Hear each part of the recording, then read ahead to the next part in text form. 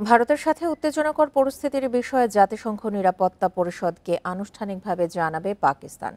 রোববার এক বিবৃতিতে একথা জানিয়েছে দেশটির পররাষ্ট্র মন্ত্রণালয়।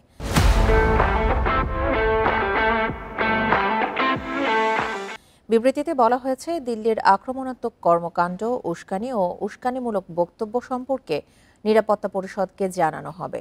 তুলে ধরা হবে সিন্ধু নদ চুক্তি স্থগিতে ভারতের অবৈধ পদক্ষেপ সম্পর্কেও। দিল্লির আগ্রাসী পদক্ষেপ কিভাবে পুরো অঞ্চলের শান্তি ও নিরাপত্তা নষ্ট করছে তাও তুলে ধরা হবে। এ নিয়ে নিরাপত্তা পরিষদে বৈঠকের জন্য পদক্ষেপ নিতে জাতিসংঘে পাকিস্তানের স্থায়ী প্রতিনিধি আসিম ইফতিখারকে নির্দেশ দিয়েছেন দেশটির পররাষ্ট্রমন্ত্রী ইসহাক দার। অন্যদিকে দুই দেশের উত্তেজনার মধ্যেই বিমান বাহিনীর প্রধান এপি সিং এর সাথে বৈঠক করেছেন ভারতের প্রধানমন্ত্রী নরেন্দ্র মোদী।